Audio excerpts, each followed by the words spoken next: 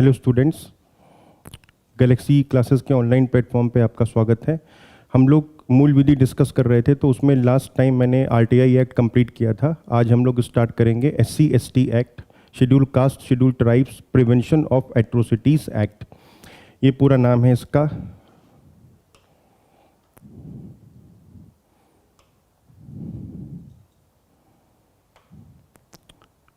SC/ST prevention of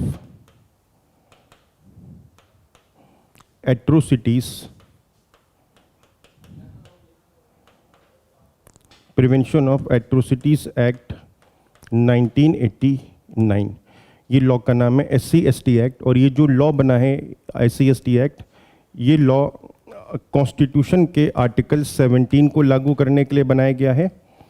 और एक article है डायरेक्टिव प्रिंसिपल्स का, आर्टिकल 46, उसको लागू करने के लिए बनाया गया। आर्टिकल 17 बोलता है अस्पृश्यता का अंत, एबॉलिशन ऑफ अनटचेबिलिटी। और आर्टिकल 46 कहता है कि जो SC हैं, ST हैं या समाज के अन्य दुर्बल वर्ग हैं, उनके शैक्षणिक और आर्थिक हितों को प्रमोट किया जाएगा और उन्हें सभी प्रकार के अन्याय से बचाया जाएगा, उन्हें सभी प्रकार के इनजस्टिस से बचाया जाएगा।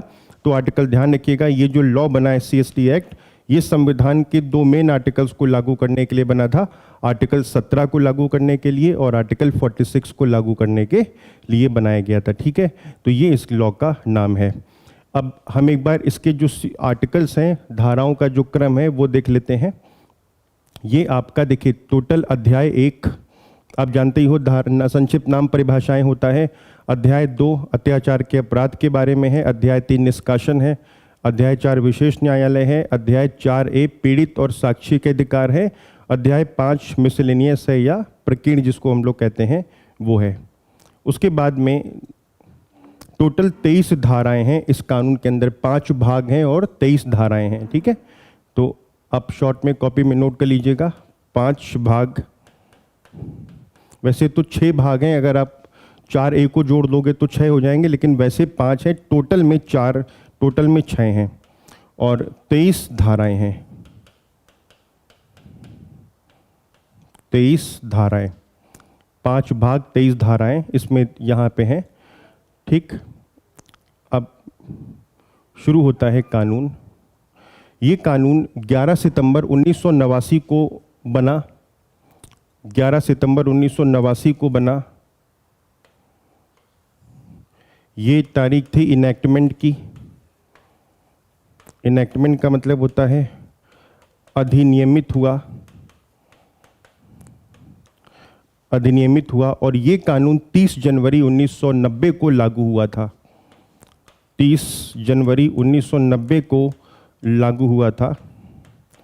और इसके जो लागू होने की बारे में बताया गया है वो धारा 1 में बताया गया, सेक्शन 1 में बताया गया है। ठीक है, धारा 1 में बताया गया। तो अब सबसे पहले आता है कि किसी भी कानून के लागू होने के बनने के पीछे की जो प्रियम्बल होता है, जो प्रस्तावना होती है, वो क्या है, तो वो यहाँ पे बताई गई है। इसकी प्रस्तावना तो ध्यान से सुनिएगा।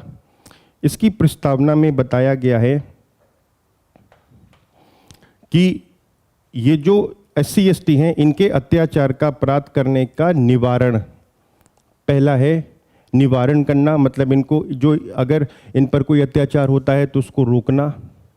विशेष न्यायालयों का गठन करना, सेकंड नंबर पे आता है विशेष न्यायालयों का गठन करना।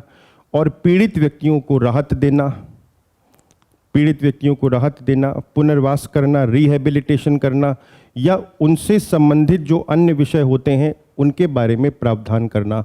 तो यहाँ पे SC/ST के जो सदस्य हैं उन पर जो अत्याचार होते हैं उसके अपराध का निवारण करना, नंबर 1। उसके बाद में विशेष न्यायालय का गठन, नंबर 2। पीड़ित व्यक्तियों को राहत और उनका पुनर्वास, नंबर 3।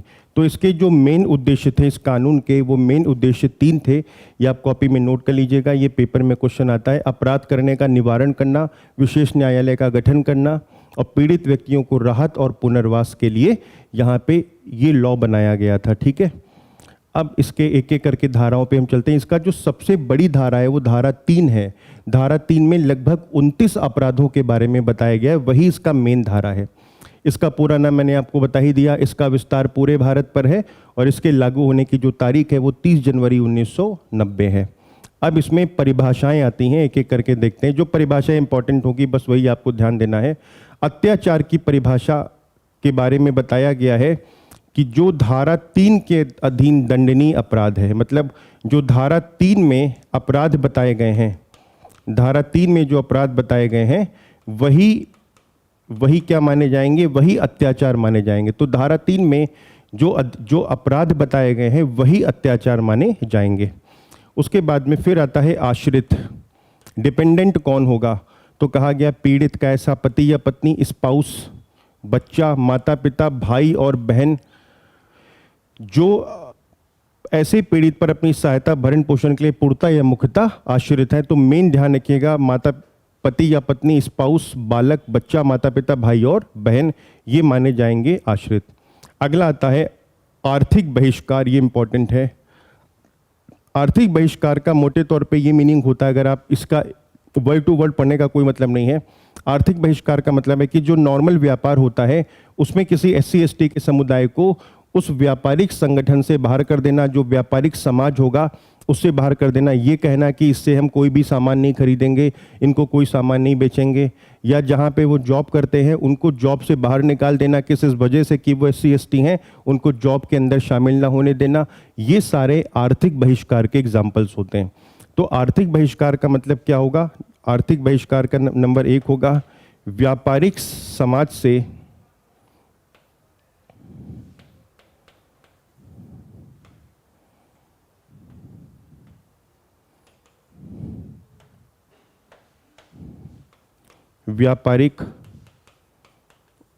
जो व्यापारिक समाज है उससे बहिष्कार करना, व्यापारिक समाज से बहिष्कार करना,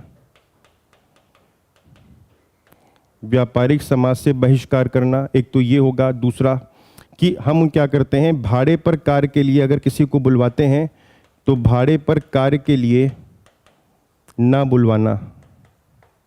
किस वजह से ना बुलवाना? कि वो SC/ST हैं। बुलवाना या उनका बहिष्कार करना, उनका बहिष्कार करना, ये ध्यान रखिएगा। यहाँ पे उनको यहाँ पे पहला व्यापारिक समाज से बहिष्कार कि मतलब हम SC/ST हैं, तुमसे कोई भी सामान नहीं खरीदेंगे, कोई भी चीज़ नहीं खरीदेंगे। दूसरे नंबर पे मतलब जो अगर उनको भाड़े पे लोग लेते हैं तो उनको भाड़े पे ना लेने देना, मतलब उनसे जॉब ना करवाना, उनको अपने यहाँ से हटा देना, ये सब आर्थिक बहिष्कार के एग्जाम्पल्स होते हैं। तो आपके पेपर में आर्थिक बहिष्कार का मीनिंग पूछ सकता है कि वो आर्थिक बहिष्कार कहाँ पे दिया गया है, तो ये आपको ध्यान रखना है, ठीक है। अब आता है अनन्य विशेष न्यायालय। इसको कहते हैं exclusive special court. Exclusive special court, इस कानून के अंतर्गत अपराधों का विचारण करने के लिए जो न्यायालय बनेंगे, उनका ट्रायल करने के लिए जो न्यायालय बनेंगे, उनको कहा जाएगा एक्सक्लूसिव स्पेशल कोर्ट। यहाँ पे केवल वही मामले जाएंगे जो SC/ST समुदाय से संबंधित मामले होंगे, जो SC/ST एक्ट में अपराध होंगे, ऑफेंसेस होंगे, वही मामले यहाँ पर जाते हैं। तो उसको कहा जाता है एक्सक्लूसिव स्पेशल कोर्ट। इसे आप छोड़ सकते हैं, वन अधिकार के बारे में इंपॉर्टेंट डेफिनेशन नहीं है। उसके बाद में फिर आता है हाथ से मैला उठाने वाला, इसको मैनुअल स्कैवेंजिंग कहते हैं। हाथ से मैला उठाने वाला कर्मी मना किया गया है इसमें, आगे चल के आप पढ़ेंगे अपराध माना जाएगा स्कैवेंजिंग। मैनुअल स्कैवेंजिंग का मतलब होता है हाथ से मैला उठाने वाला, तो ये अपराध है, इसको हम लोग आगे चल के डिस्कस करेंगे। फिर कहा गया लोक सेवक, इंपॉर्टेंट डेफिनेशन है। लोक सेवक का मतलब वही है जो भारतीय दंड संहिता में लोक सेवक का मीनिंग होगा या जो BNS में लोक सेवक का मीनिंग होगा। जो BNS में लोक सेवक का मीनिंग होगा वही लोक सेवक का मीनिंग यहाँ होगा, या कोई ऐसा पर्सन भी हो सकता है जो केंद्र सरकार या राज्य सरकार के कंट्रोल में काम करता हो, तो वो भी यहाँ पर लोक सेवक माना जाएगा। फिर कहता है कि SC/ST कौन होंगे, तो कहा कि SC/ST वही होंगे जो संविधान के 366 के खंड 24 में SC हैं और 366 के खंड 25 में ST हैं। मतलब जो 366 संविधान का आर्टिकल है, ये परिभाषा, ये परिभाषा खंड है, इसमें डेफिनेशंस बताई गई हैं।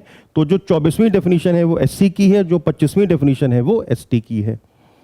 ठीक है। विशेष न्यायालय का मतलब ये है, विशेष न्यायालय का मतलब क्या है? कोई ऐसा न्यायालय जो सेशन न्यायालय होगा, मतलब जो सत्र न्यायालय होगा, ये भी हम लोग डिस्कस करेंगे।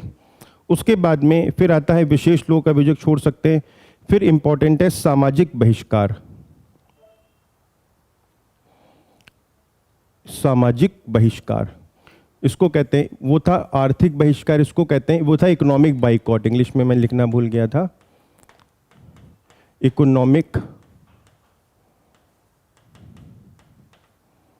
Economic boycott. और ये है आपका सोशल बॉयकॉट।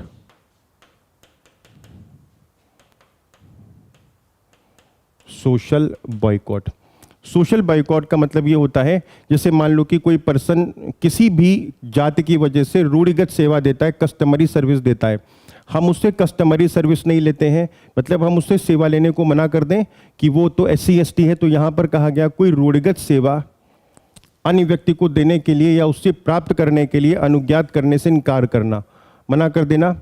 या सामाजिक संबंधों में, सामाजिक संबंध का मतलब है जो सोसाइटी होती है उसमें किसी समुदाय को अलग थलग करना, मतलब उनको बिखेर देना, तो वो SC ST समुदाय ही होगा जिसको हम बिखेरने की बात यहाँ पर करते हैं। यहाँ पे सिंपल मीनिंग है कि समाज से अलग थलग कर देना, उनको सोसाइटी से अलग कर देना, इसका मतलब होता है सामाजिक बहिष्कार करना। उसके बाद में फिर आता है पीड़ित कौन होगा? तो पीड़ित मैं आपको बता दूं, पीड़ित यहाँ पर SC ST ही होंगे, मतलब पीड़ित यहाँ पर जनरल और OBC नहीं होंगे, SC ST ही होंगे।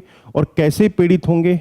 या तो शारीरिक रूप से पीड़ित होंगे, मानसिक होंगे, मनोवैज्ञानिक साइकोलॉजिकल होंगे, भावनात्मक इमोशनल होंगे, धनी हानि होगी मतलब मॉनेटरी लॉस होगा, या संपत्ति की हानि होगी, या नातेदार विधिक संरक्षक का मतलब है लीगल गार्जियन, लीगल गार्जियन, और विधिक वारिस का मतलब है लीगल हेयर्स भी शामिल हैं। तो यहाँ पे पीड़ित का मतलब है ऐसा व्यक्ति जो SC ST होगा, जो शेड्यूल का शेड्यूल ट्राइब होगा, और जो SC ST की परिभाषाओं में आता होगा।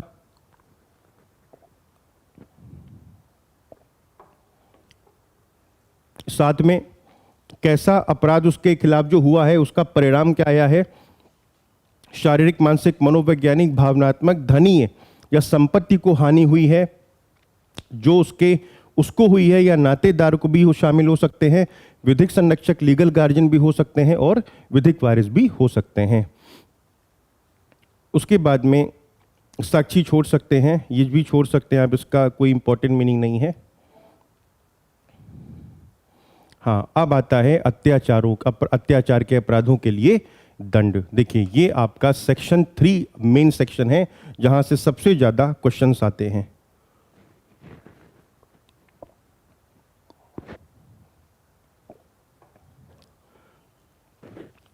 इसमें टोटल आप देखेंगे तो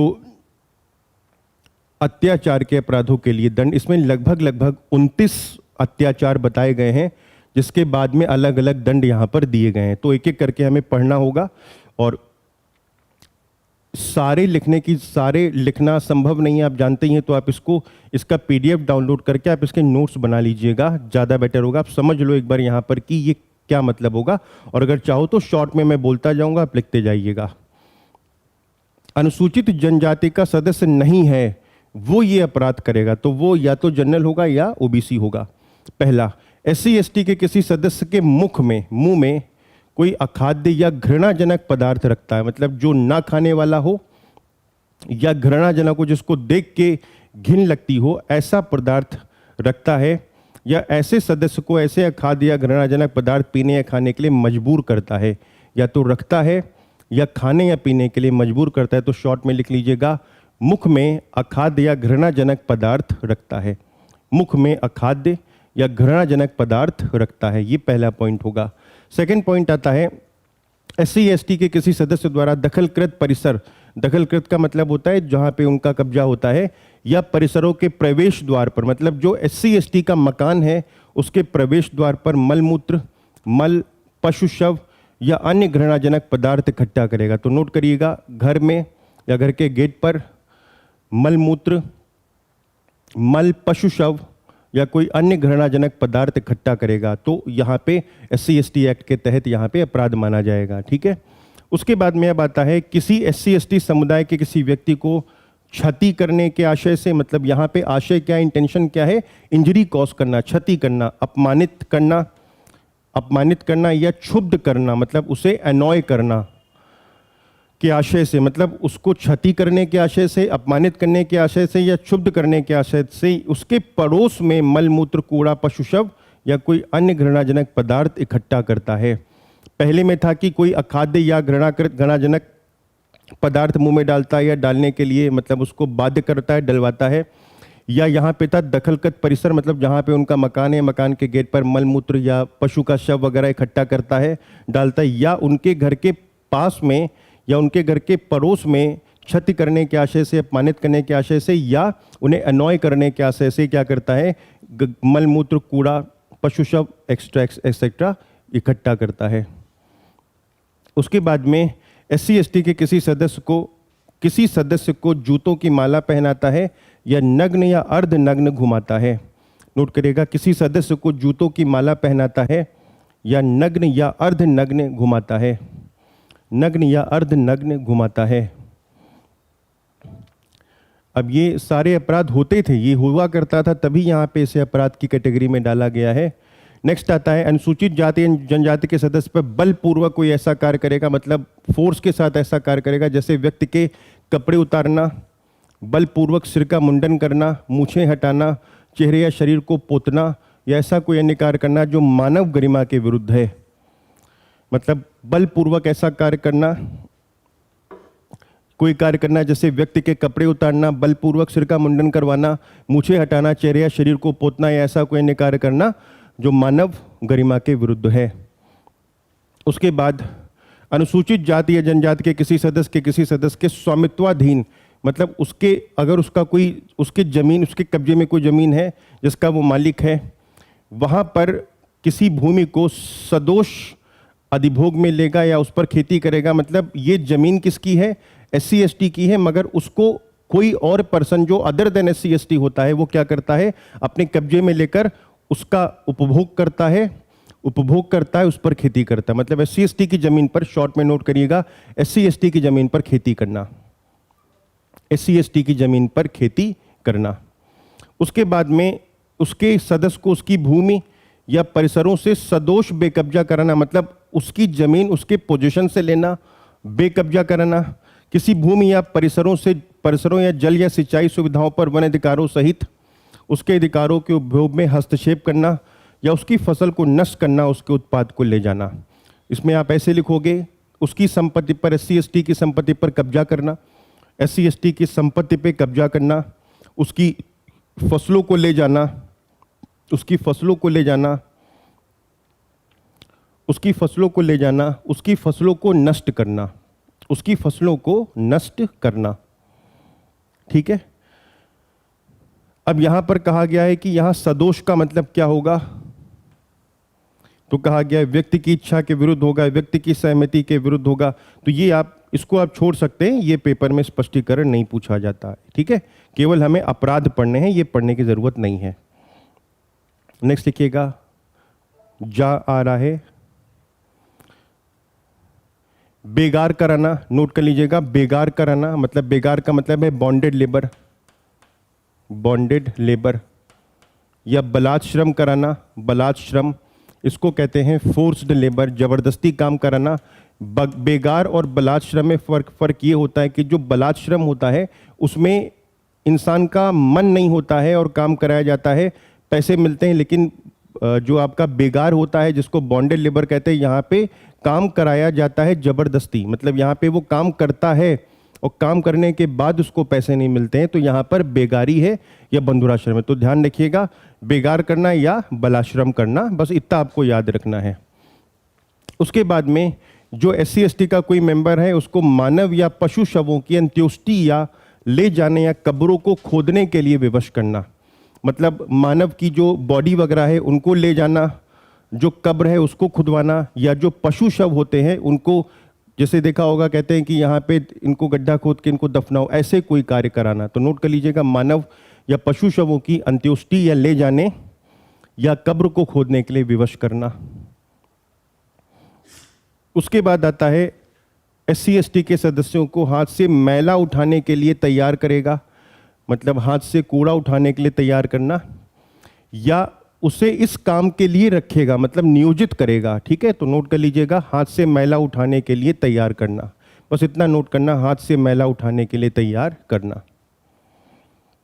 ठीक है, नेक्स्ट आता है अनुसूचित जाति जनजाति की किसी स्त्री को, ध्यान रखना यहाँ पे स्त्री है, किसी देवदासी के रूप में पूजा, जो पहले देवदासी होती थी, देवदासी के रूप में पूजा, मंदिर या किसी अन्य धार्मिक स्थान की देवी, मूर्ति या पात्र के समर्पण को, या वैसे ही किसी अन्य प्रथा का निष्पादन या संवर्धन करेगा, या पूर्वोक्त कार्यों को अनुज्ञात करेगा। मतलब यहाँ पर देवदासी के रूप में पूजा, नोट कर लीजिएगा, स्त्री को देवदासी के रूप में पूजा, मंदिर या किसी अन्य धार्मिक संस्थान की देवी, बस इतना नोट कर लेना, देवदासी के रूप में पूजा। ये पेपर में आ सकता है, इंपॉर्टेंट है। देवदासी, SC/ST की कोई महिला है, उसे क्या करते हैं, देवदासी के रूप में पूजा, मंदिर में सौंप देते हैं या उसे देवी बना देते हैं, मूर्ति या पात्र के समर्पण को या वैसी किसी अन्य प्रथा का निष्पादन करता है। नेक्स्ट आता है, इसमें कई सारे पॉइंट हैं, चुनाव न लड़ने देने से संबंधित है ये। इसमें आता है कि SC/ST के किसी सदस्य को मतदान ना करने या किसी विशिष्ट अभिव्यक्ति के लिए मतदान करने के लिए मजबूर करना, या तो वोट ही ना देने देना, या किसी पर्सन के फेवर में वोट देने के लिए उसको बाध्य करना, या तो वोट नहीं देने देना या किसी पर्सन के फेवर में वोट देने के लिए बाध्य करना। एक तो ये हो गया, लिख लीजिएगा, मतदान ना करने देना या विशिष्ट अभ्यर्थी के पक्ष में मतदान करने के लिए बाध्य करना, किसी अभ्यर्थी के रूप में नाम निर्देशन फाइल ना करने देना, मतलब चुनाव ही नहीं लड़ने देता। यहाँ पे है वोट नहीं देने देता है, ध्यान से सुनिएगा, यहाँ पे वोट नहीं देने देता, यहाँ पे चुनाव नहीं लड़ने देता, चुनाव नहीं लड़ने देता, मतलब जो नॉमिनेशन होता है चुनाव के पहले, वो नॉमिनेशन ही नहीं करने दे रहा है। उसके बाद में आता है किसी निर्वाचन में अभ्यर्थी के रूप में अनुसूचित जाति या जनजाति के सदस्य के नाम निर्देशन का प्रस्ताव या समर्थन नहीं करना। मान लो कि कोई व्यक्ति चुनाव लड़ना चाहता है और उसको हम इस वजह से प्रस्ताव, उसको समर्थन नहीं देते हैं, अपना सपोर्ट नहीं दे रहे हैं क्योंकि वो SC/ST है, तो यहाँ पे आप केवल पेपर में क्वेश्चन जो बनने के चांसेस हैं वो ये वाला बनता है कि मतदान ना करने देना क्या धारा 3 के तहत अत्याचार, एट्रोसिटी माना जाएगा, तो आंसर है माना जाएगा, वो यहाँ पर आपका ठा में लिखा हुआ है। नेक्स्ट आता है आपका ये वाला, अनुसूचित जाति के किसी सदस्य को जो संविधान के भाग 9 के अधीन पंचायत और 9A के अधीन नगर पालिका का सदस्य, अध्यक्ष किसी अन्य पद का धारक है, उसके समान कर्तव्यों या कर्तव्यों के पालन में मजबूर या बाधित करना। तो समझ लीजिएगा थोड़ा सा पॉइंट यहाँ पे देखिए,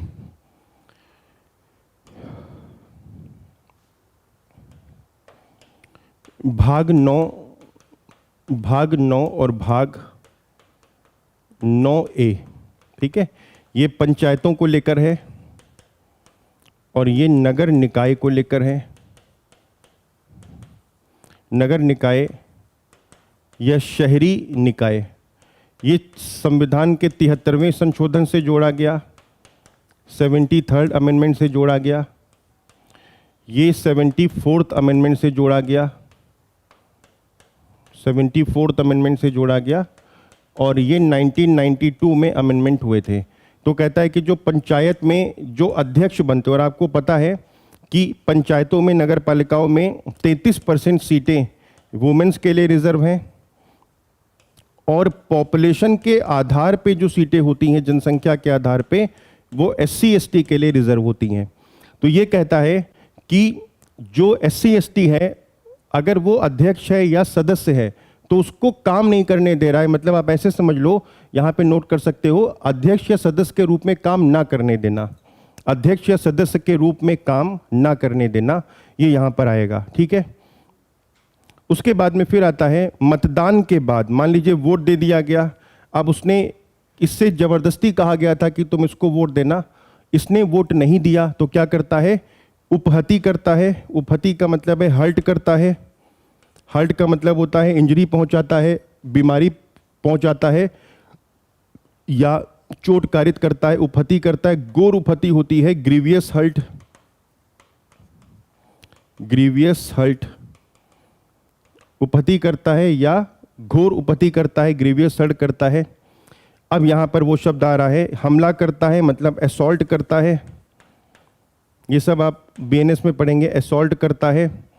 सामाजिक या आर्थिक बहिष्कार करता है, अब वो शब्द आया जो हम लोग ने पढ़ा था, सामाजिक या आर्थिक बहिष्कार करता है, या करने की धमकी देता है, या लोक सेवा के उपलब्ध फायदों से निवारित करता है जो उसको प्राप्त है, मतलब अगर उसको कोई भी गवर्नमेंट की सर्विस मिलती है तो उससे वो उसको वंचित करता है। तो ध्यान से सुनिएगा, यहाँ पे एक पॉइंट इंपॉर्टेंट है कि जो भी ये कुछ कर रहा है, जो भी जनरल या ओबीसी कैटेगरी का व्यक्ति एससी एसटी के खिलाफ करेगा, वो यहाँ पर मतदान के पश्चात करेगा। मतलब आफ्टर वोटिंग क्या करता है, एससी एसटी के मेंबर को हर्ट करता है, या ग्रीवियस हर्ट घोर उपहति करता है, या हमला करता है, असॉल्ट करता है, या सामाजिक या आर्थिक बहिष्कार की धमकी देता है या कर देता है, जो उसको सरकारी सेवाएं प्राप्त है उनको उस तक नहीं पहुंचने देता है, वंचित करता है।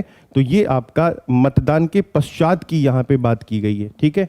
उसके बाद में किसी विशिष्ट अभ्यर्थी के कोई स्पेशल पर्सन है उसके लिए मतदान करने, उसको मतदान करने के लिए बोलता है, या किसी को नहीं करने के लिए कहता है, मतदान करने के लिए कहता है या किसी के नहीं करने के लिए कहता है। तो ध्यान रखिएगा, या विधि द्वारा उबंधित रीति से मतदान करने के लिए अनुसूचित जाति या अनुसूचित जनजाति के किसी सदस्य के विरुद्ध इस अधिनियम के अधीन कोई अपराध करेगा। मतलब यहाँ पे ये कहा गया है कि किसी स्पेसिफिक पर्सन को वोट देना, किसी स्पेसिफिक पर्सन के फेवर में वोट ना देना, और अगर वो वोट देना या ना देना उसके अगेंस्ट अगर कोई वो काम करता है तो इस पूरे कानून में जितने भी अपराध हैं माना जाएगा कि उसने इसी कानून के अंतर्गत वो अपराध किया है, ठीक है। तो ये यहाँ पे इंपॉर्टेंट है, ये पॉइंट इंपॉर्टेंट है, ये पॉइंट इतना इंपॉर्टेंट नहीं है, ठीक। इसको आप रीड कर लीजिएगा, बाकी पेपर में नहीं पूछेगा।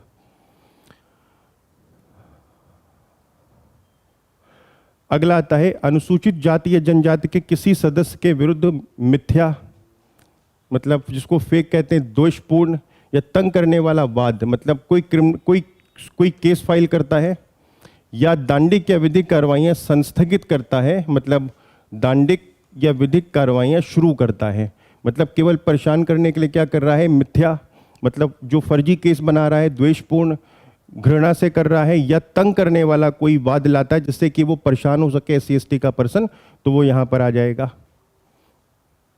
कोई लोक सेवक को कोई मिथ्या या तुच्छ सूचना देता है, मतलब पब्लिक सर्वेंट को कोई मिथ्या, कोई गलत इंफॉर्मेशन देता है जिससे लोक सेवक अपनी विधिपूर्ण शक्ति का प्रयोग करके किसी अनुसूचित जाति या जनजाति के सदस्य को क्षतिकारित करता है या क्षुब्ध करता है। मतलब अब जैसे यहाँ पे क्या है कि मान लीजिए कि किसी ने पुलिस के सामने कोई कंप्लेन कर दी या किसी और पब्लिक सर्वेंट के सामने बोला कि ये मतलब ये एससी एसटी का पर्सन है, इसने ये काम किया है।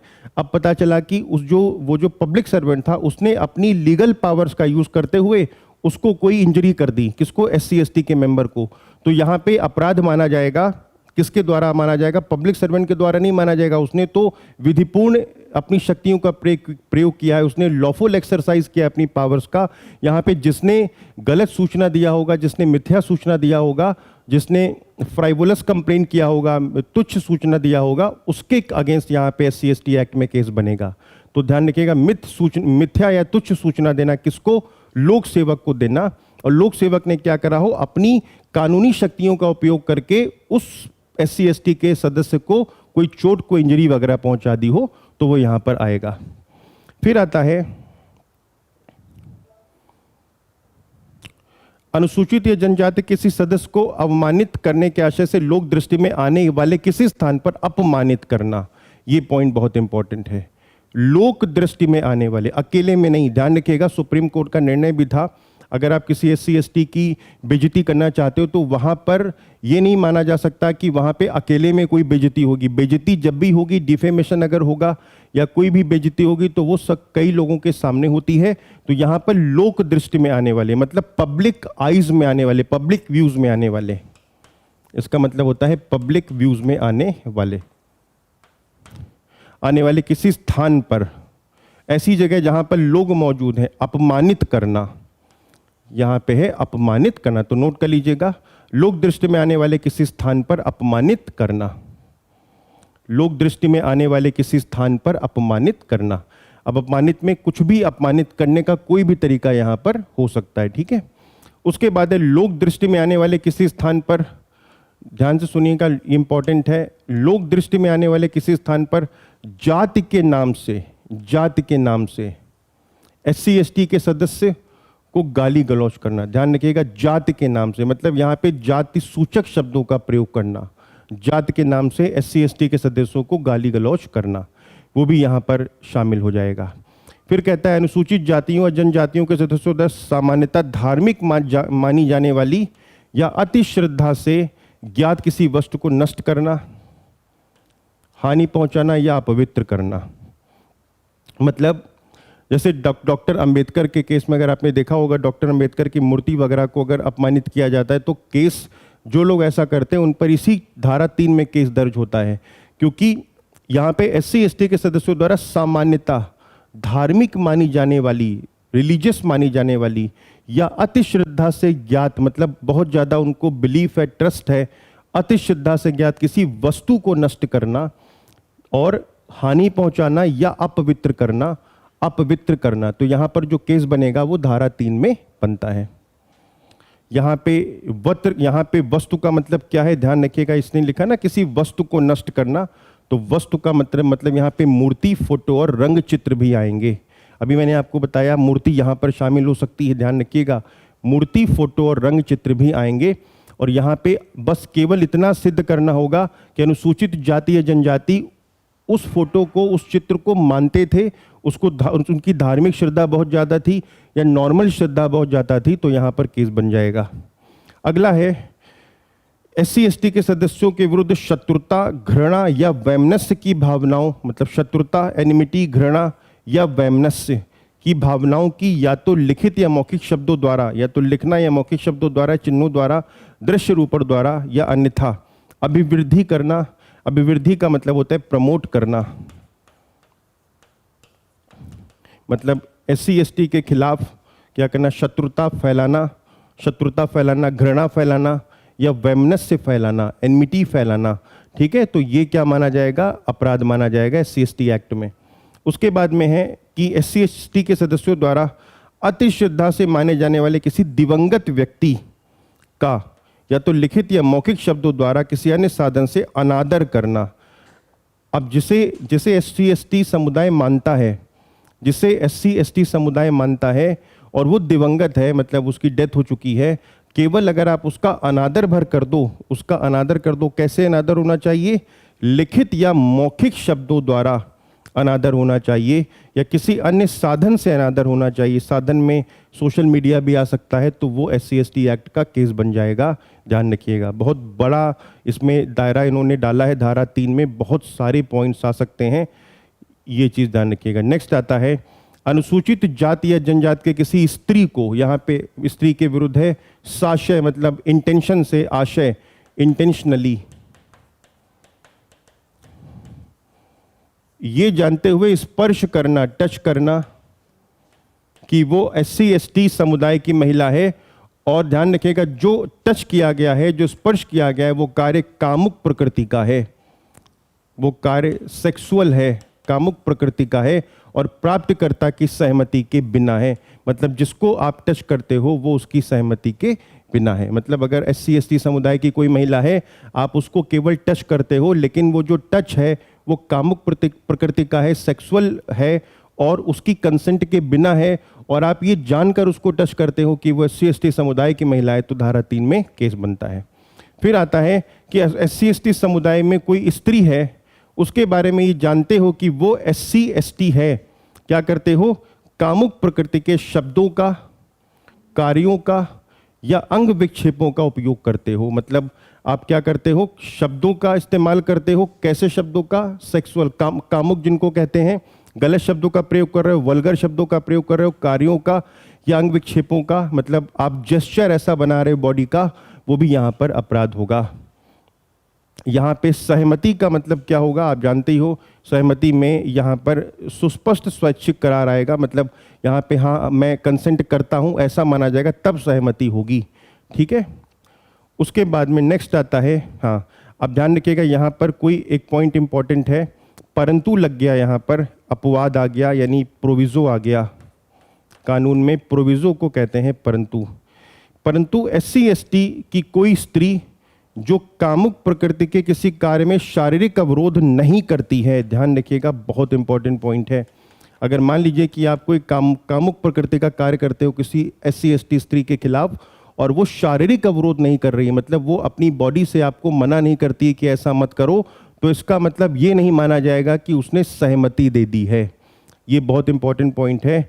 इसका मतलब ये नहीं माना जाएगा कि उसने सहमति, उसने कंसेंट दे दी है। ध्यान रखिएगा, ये पुराने समय को ध्यान में रखकर बनाया गया होगा। जैसे मान लीजिए कि कोई SC ST की महिलाएं कहीं पे नौकरी करती है या कहीं पे घरेलू काम करती है और वहाँ पे कोई ये जानते हुए उसको गलत तरीके से टच करता है कि वो SC ST समुदाय की महिला है, तो वो मजबूरी में टच करवाती है कि उसको कहीं नौकरी से ना निकाल दिया जाए।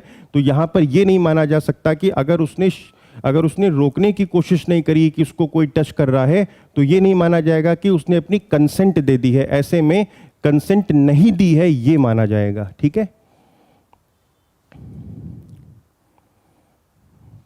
नेक्स्ट आता है आपका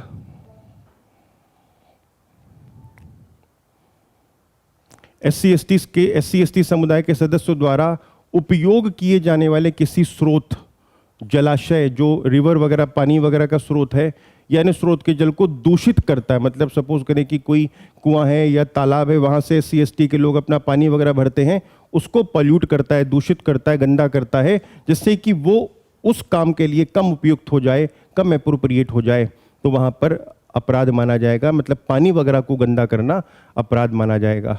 नेक्स्ट आता है SC ST के किसी सदस्य को लोक समागम का मतलब है जो पब्लिक वेज होते हैं, जो जहाँ से लोग जाते हैं, उसके किसी स्थान से गुजरने के किसी रूढ़िजन्य अधिकार से इनकार करेगा। रूढ़िजन का मतलब होता है कस्टमरी, मतलब जो उनका राइट था, मतलब जो वो लोग जा सकते थे जहाँ से, रूढ़िजन अधिकार से इनकार करेगा। या समागम के ऐसे स्थान का उपयोग करने, उस पर पहुँच रखने के निवारित करने के लिए बाधा पहुँचाएगा। कुल मिला के कोई रास्ता है, उस रास्ते से जाने को रोकेगा। नोट कर लीजिएगा, लोक समागम के किसी स्थान से गुजरने के लिए रोकता है, तो वो माना जाएगा धारा 3 में अपराध करता है। किसी SC ST के किसी सदस्य को उसका घर, गांव या निवास का स्थान छोड़ने के लिए मजबूर करेगा या छुड़वाएगा। मतलब कोई कहीं पे रहता है, उसको वहाँ से कोई ऐसा इतना ज़्यादा टॉर्चर कर दिया गया, इतना ज़्यादा अत्याचार कर दिया गया कि वो वहाँ से भाग रहा है, तो यहाँ पे घर, गांव या निवास छुड़वाने के लिए अगर कुछ करता है तो यहाँ पे वो भी अपराध माना जाता है। नेक्स्ट आता है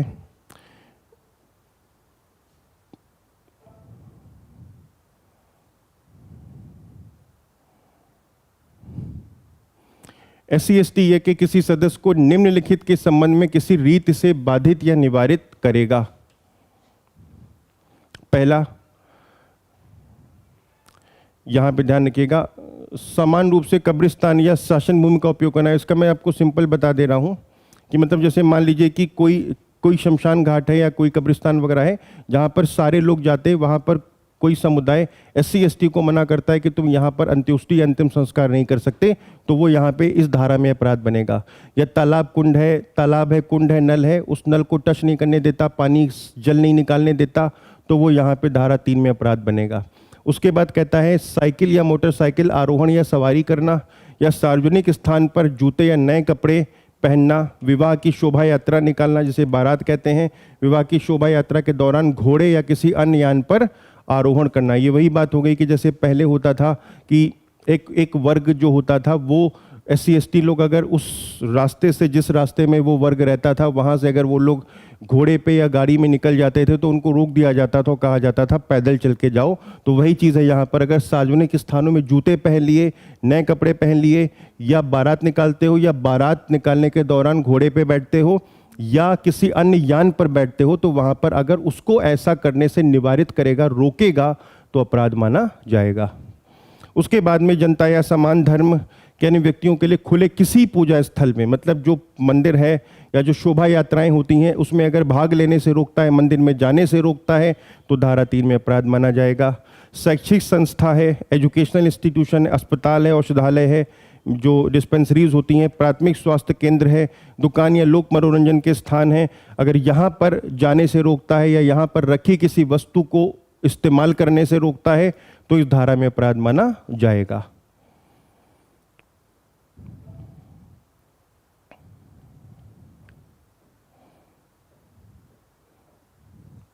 किसी वृत्ति में व्यवसाय करना, प्रोफेशन करना या उपजीविका, लिवलीहुड, व्यापार, कारोबार, किसी नौकरी में नियोजन करना जिसमें जनता या उसके अन्य वर्ग के अन्य लोगों को उपयोग करने या उस तक पहुंच का अधिकार है। मतलब कोई व्यापार ना करने देना, कोई वृत्ति पेशा ना करने देना, वो यहाँ पर अपराध की कैटेगरी में आएगा। तो ये सारा एक खंड के अंदर था, एक साथ उसको पढ़ा जाएगा। ठीक है, नेक्स्ट आता है जादू टोना करना या डाइन होने के विकथन पर उसके सदस्य को शारीरिक हानि पहुंचाना। मतलब ये जैसे मान लो कोई औरत है, उसको बोल दिया कि ये चुड़ैल है या डाइन है, तो उसको मारना, टॉर्चर करना या शारीरिक हानि पहुंचाना, मतलब बॉडीली इंजरी पहुंचाना या मानसिक यंत्रणा देना या उसको मेंटल टॉर्चर करना, तो यहाँ पर ये भी अपराध माना जाएगा। जादू टोना, इसको विच क्राफ्ट कहते हैं, नोट कर लीजिएगा, विच क्राफ्ट।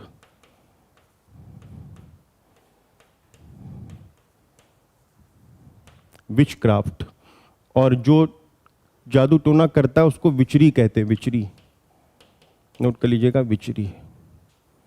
जादू टोना करने या डाइन होने के, मतलब कोई कहता है कि ये जादू टोना करता है या करती है, डाइन करता है या डाइन है, तो उसको टॉर्चर करना या मानसिक यंत्रणा देना। उसके बाद में अनुसूचित जाति या जनजाति के किसी व्यक्ति का, किसी व्यक्ति या कुटुंब या उसके किसी समूह का, मतलब किसी पर्सन का, वो SC ST है, उसका परिवार है, या उसके किसी समूह का, मतलब जो SC ST वर्ग है, उसका सामाजिक या आर्थिक बहिष्कार करना। फिर वही पॉइंट आया है। अब यहाँ वहाँ पे जो सामाजिक आर्थिक बहिष्कार था वो वोट के बाद में था, वोटिंग के बाद में था। यहाँ पे जो सामाजिक आर्थिक बहिष्कार है वो नॉर्मल है, किसी व्यक्ति का जो SC ST है या उसका जो कुटुंब है, ठीक है, या उसका जो समूह है, उसका सामाजिक या आर्थिक बहिष्कार, सोशल या इकोनॉमिक बाइकआउट करना या उसकी धमकी देना। अब आता है जो ये अपराध करेगा, जो ये अपराध करेगा, मतलब जो मैं आपको यहाँ पे बता दूं, जो धारा 3 के 1 में दिए गए हैं, ये लगभग 29 अपराध हैं, ठीक है, 29 के आसपास हैं ये। जो ये अपराध करेगा धारा 3 के 1 वाले, उसमें जो सज़ा होगी वो 6 महीने से कम नहीं होगी, ध्यान रखिएगा, किंतु 5 वर्ष तक की हो सकेगी और जुर्माना होगा। मतलब यहाँ पे 6 महीने से 5 वर्ष तक की सज़ा होगी और जुर्माना होगा और पनिशमेंट होगा। और ये जो जितने भी आपने लगभग 29 केसेस आपने पढ़े, यहाँ पे जो सज़ा होगी वो ग्रेविटी ऑफ ऑफेंस से तय होगी। मतलब अपराध की जो तीव्रता है, अपराध कितना ज़्यादा जघन्य है, उससे तय होगी, उसी के बेसिस पे सज़ा बढ़ेगी, और लेकिन 6 महीने से कम किसी भी कीमत पे नहीं होगी। तो ध्यान रखिएगा, जो ये अपराध करेगा वहाँ पे सज़ा जो होगी वो 6 महीने से कम नहीं होगी, जो कि 5 वर्ष तक की होगी और जुर्माने से दंडनीय होगा।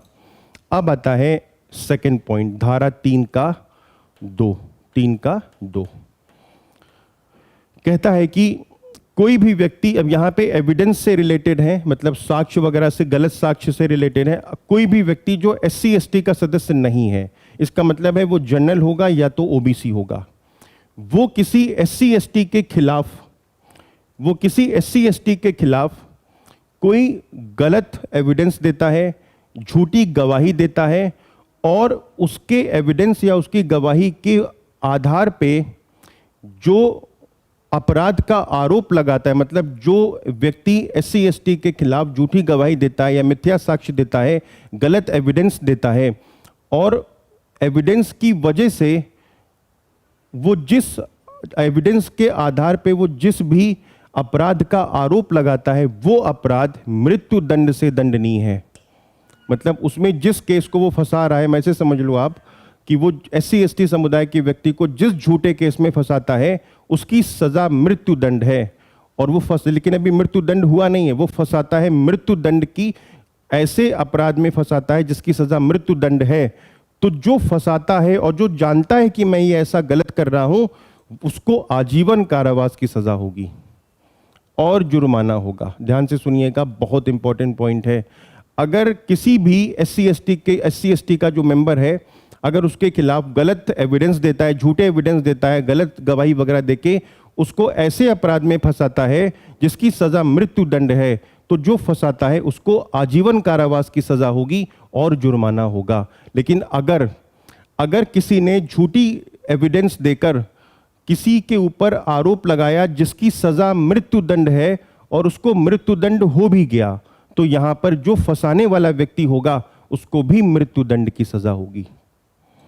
यदि अनुसूचित जाति या जनजाति के किसी निर्दोष सदस्य को ऐसे मिथ्या, गलत या गढ़े हुए साक्ष्य के फलस्वरूप दोष सिद्ध किया जाता है, दोष सिद्ध का मतलब समझ में आ गया होगा आप, एग्जीक्यूट किया जाता है, पनिश किया जाता है, एग्जीक्यूशन हो जाता है उसका, तो यहां पर उसको मृत्यु दंड दिया जाएगा। तो यहां पर ध्यान रखिएगा, धारा 2(3) के 2 में जो पहला पॉइंट था वो ये कहता है, अगर कोई भी पर्सन किसी एस सी समुदाय के व्यक्ति को गलत फंसाता है और ऐसे अपराध में फंसाता है जिसकी सजा मौत की सजा है, तो यहाँ पर उसको आजीवन कारावास होगा। लेकिन अगर उसको मौत की सजा दे दी गई है तो यहाँ पर फंसाने वाले व्यक्ति को मृत्यु दंड की सजा होगी। बस वो ये जानता हो कि जो मैं कर रहा हूँ उससे ये परिणाम हो सकता है। अब ये तो आता है धारा 3 के 2 में पहला पॉइंट था, अब आता है 3 के 2 में दूसरा पॉइंट। यहाँ पर फिर सेम चीज नहीं है, यहाँ पर ऐसे इस तरीके से इस अपराध के लिए फंसाता है जिसकी सजा मृत्यु दंड नहीं है, मृत्यु दंड नहीं है। ध्यान रखिएगा, मिथ्या साक्ष्य देगा या गढ़ेगा जिससे उसका आशय अनुसूचित जाति या जनजाति के किसी सदस्य को ऐसे अपराध के लिए जो मृत्यु दंड से नहीं है किंतु 7 वर्ष या उससे अधिक की अवधि के लिए कारावास से दंडनीय है। मतलब मृत्यु दंड तो नहीं है लेकिन 7 से ऊपर है, तो उसकी कितनी सजा होगी? उसकी कम से कम 6 महीना और कम से कम 7 महीना, मतलब 7 साल की सजा होगी। तो यहाँ पे ऐसे अपराध के लिए फंसाता है जिसकी सजा 7 वर्ष से ऊपर है। 7 वर्ष से ऊपर मतलब 7-14 आजीवन कारावास भी हो सकती है। तो वहां पर जो फंसाएगा उसको कितनी सजा होगी? कम से कम 6 महीने की होगी, कम से कम 6 महीने की होगी, या 7 वर्ष की होगी, या उससे अधिक की भी हो सकेगी। ध्यान रखिएगा, ये नहीं कहा गया है कि अधिकतम 7 साल होगी, 6 महीने, कम से कम 6 महीने होगी और 7 वर्ष या उससे ज्यादा भी हो सकेगी और जुर्माना उसके ऊपर लगेगा। उसके बाद तीसरा पॉइंट 3 के 2 में तीसरा पॉइंट आता है, अगर यह किसी विस्फोटक पदार्थ द्वारा रिष्टि करेगा, मतलब मिसचीफ करता है, ये आप पढ़ेंगे बीएनएस में, अग्नि, आग से या विस्फोटक पदार्थ एक्सप्लोजिव मटेरियल से मिसचीफ करता है, जिससे उसका आशय क्या है, इंटेंशन क्या है उस व्यक्ति का, जनरल या ओबीसी कैटेगरी का जो पर्सन है उसका इंटेंशन है एससी एसटी की प्रॉपर्टी को नुकसान पहुंचाना, एससी एसटी की प्रॉपर्टी को नुकसान पहुंचाना। और जब वो आग से या एक्सप्लोजिव सब्सटेंस से ऐसा कर रहा है, उसको मालूम है कि नुकसान हो सकता है, मतलब ये संभावना है कि नुकसान हो सकता है, तो यहाँ पे कम से कम 6 महीने की सजा होगी, अधिकतम 7 वर्ष की सजा होगी और जुर्माना यानी कि और पेनाल्टी होगी, मतलब जुर्माना लगेगा। तो 6 महीना कम से कम, 7 वर्ष अधिकतम सजा होगी। बस यहाँ पर उसकी प्रॉपर्टी को नष्ट करने के आशय से करता है विस्फोटक। यहाँ पे एक चीज ध्यान रखना है, यहाँ पे ये नहीं लिखा गया है कि प्रॉपर्टी नष्ट होती है, बहुत इंपॉर्टेंट पॉइंट है। यहाँ पर ये लिखा गया है कि उसका इंटेंशन प्रॉपर्टी को नुकसान पहुंचाना है, उसके लिए वो क्या करता है, उसके लिए वो या तो आग लगाता है या विस्फोटक पदार्थ से प्रॉपर्टी को नुकसान पहुंचाने के आशय से वो ऐसा काम करता है। भले ही प्रॉपर्टी डैमेज ना हुई हो, फिर भी यहाँ पे केवल इतना लिखा हुआ है कि बस उसको ये पता हो कि मेरे इस काम से प्रॉपर्टी डैमेज हो सकती है, तो यहाँ पे अपराध बन जाएगा। मिनिमम 6 महीने की सजा होगी और मैक्सिमम 7 ईयर्स का पनिशमेंट होगा, साथ में जुर्माना भी होगा। नेक्स्ट आता है चौथा पॉइंट, अग्नि या किसी विस्फोटक पदार्थ द्वारा रिष्टि करेगा, मिसचीफ करेगा, जिससे उसका आशय, मतलब फिर वही इंटेंशन, ऐसे भवन को, ध्यान से सुनेगा, ऐसे भवन को, ऐसी बिल्डिंग को नुकसान पहुंचाना है जो पूजा का स्थान है एससी एसटी के लोगों का, या वहां पे एससी एसटी लोग रहते हैं, मतलब ह्यूमन ड्वेलिंग है वहाँ पे रहते हैं, या वहाँ पे संपत्ति मतलब संपत्ति की रक्षा के लिए वो स्थान यूज़ किया जाता है। मतलब कोई प्रॉपर्टी है, उस प्रॉपर्टी को उसके अंदर रखा जाता है, या तो लोग रहते हैं, या तो कोई पूजा का स्थान है, या वहाँ पे कोई चीज़ रखी जाती है किसी चीज़ से बचाने के। जैसे मान लो कि जैसे गाड़ियाँ खड़ी कर दी गई, वहाँ पे इस तरीके से ट्रैक्टर्स खड़े कर दिए गए, उसको बचाने के लिए उस बिल्डिंग का यूज़ किया जाता है, उसको नष्ट करता है। ध्यान दीजिएगा, उसको नष्ट करता है, नष्ट करता है। यहाँ पे ये चीज़ नहीं है, ऊपर नहीं था कि नष्ट कर रहा है, यहाँ नष्ट करता है, या वह यह जानता है कि उससे ऐसा होना संभाव्य है, उससे ऐसा होना संभाव्य है, मतलब उसे पता है। यहाँ पे नष्ट करता है, नष्ट करता है, या जानता है कि नष्ट। अब यहाँ पे पॉइंट आ गया, केवल करता ही है नहीं है, यहाँ पे अगर नॉलेज भी है कि मेरे इस काम से ऐसा हो सकता है, तो यहाँ पे आजीवन कारावास की सजा होगी, क्योंकि यहाँ पे कई लोगों की जान खतरे में है ना भाई। मानव आवास के रूप में वो इस्तेमाल हो रहा है, पूजा के आवास के, तो कई लोगों की जान खतरे में होगी। अब यहाँ पे कहीं पर आग लगा दो या कहीं पे विस्फोटक पदार्थ फोड़ दो, तो वहाँ पे जाहिर सी बात है, अगर भले नुकसान ना हुआ हो, लेकिन ये तो जानते थे कि ना यहाँ पे कई लोगों की जान जा सकती है, तो यहाँ पे आजीवन कारावास की सजा होगी और जुर्माना भी होगा। तो स्टूडेंट्स, यहाँ तक हम लोग ने डिस्कस किया SC/ST एक्ट को, और हम लोग नेक्स्ट क्लास में इसी को कंटिन्यू करते हुए इसी चैप्टर को कंप्लीट करेंगे। आप इसके शॉर्ट नोट्स बना लीजिएगा और प्रीवियस ईयर के क्वेश्चंस लगाइएगा। हम नेक्स्ट क्लास में इसी टॉपिक को कंटिन्यू करेंगे, फिर मिलते हैं नेक्स्ट क्लास में। तब तक के लिए thank you, have a nice day.